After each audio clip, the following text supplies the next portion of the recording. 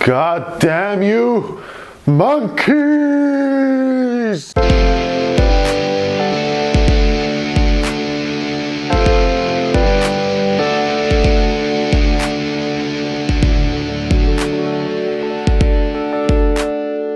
Dawn of the Planet of the Apes. Now this is the sequel to Rise of the Planet of the Apes, and this film is set 10 years into the future, okay? So as we see in the last part, at the end of the film, this virus starts spreading all over the world and begins to kill off human beings.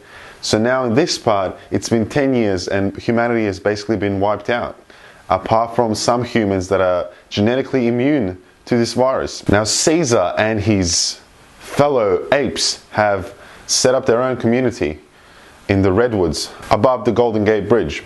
And now the humans have not come in contact with the apes, and they don't really know what is going on. All they know that is that this virus has wiped humanity out. Now this group of humans comes into contact with Caesar and his people, and for the first time they see that apes can talk and that they're actually smart. So this is the first time that humanity has actually come in contact with these apes that are actually intelligent.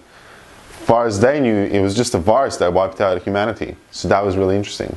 I got to give big props to CGI and motion capture for this film. Now motion capture has been stepping it up, and the king of motion capture, Andy Serkis, has done it once again. They really need to invent an Oscar award for motion capture and just give it all to Andy Serkis. He is the man. You can tell a lot in the eyes of a character, and that's what Andy Serkis does best in his films.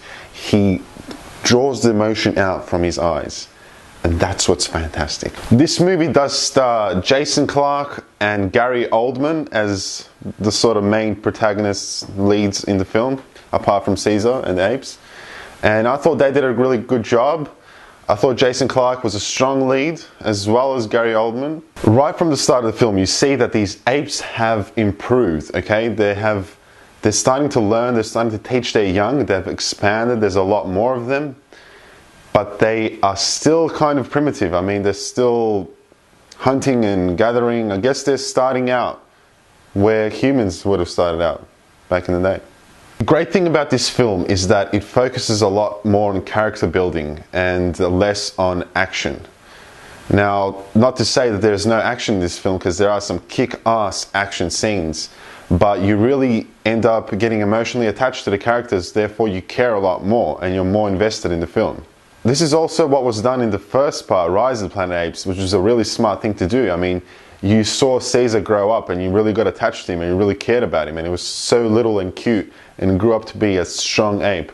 But that was the smart thing that they did. It got the audience invested in the characters and then gave him the action at the end, which kicked ass. I like how this movie contains flawed characters through the ape community and the human community. I mean, it just shows that no one's perfect, and that's really true in every society. Alright, so the CGI and the fight scenes in this film were awesome. I mean, if you want to see some badass apes fighting each other as well as fighting humans, then you gotta get to the theaters and see this film. I mean, apes on horses. Apes on horses. Apes on horses. There are apes on horses with machine guns, rifles, whatever the hell weapons they have, shooting shit off horses. I mean, that's fantastic. Why wouldn't you want to see that? Go see it. Apes on horses. Look, Caesar wants peace, as well as the humans.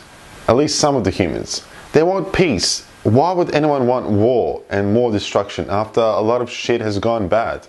So Caesar wants peace for his apes and his community. And I mean, you can't blame him. I mean, the apes have become smart because of the humans. Now, it's not their own fault why they've become a lot more conscious, and now they can survive on their own, and they want more in life than just being stuck in a cage. And it's not their fault. So you can't blame the apes, you know, you can't blame an ape for hustling. In this film we see the apes talking a lot more. I mean, they do use sign language, they can understand each other, but at certain sequences they do talk to each other. And that was so awesome. Even though that whole shock factor has faded away now from the first part when you see Caesar say no for the first time. And that was really awesome. And this film, I mean, they talk a lot in the film. And maybe that whole shock of apes talking has faded away now. But it's just still so awesome to hear them talk and get real grunty as they speak. I liked how this film had a bit of these throwbacks from the old Planet of the Apes films. So like a bit of the classic Apes music, like to sum things up a little bit.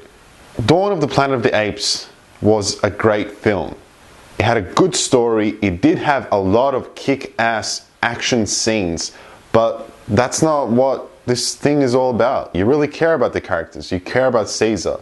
You care about his community. You care about the apes, but you also care about the humans. You understand them. Of course you understand them. This new reboot, this new franchise that they've created is fantastic. I mean, I don't know where it's going to go next from here.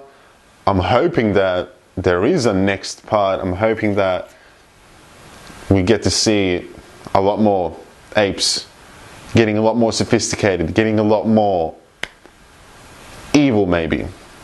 I don't know. For Ledoux reviews, this film was fantastic. I have to give it 8 crazy apes out of 10. I'm Sin Jurek, and I'll see you next time, you crazy apes.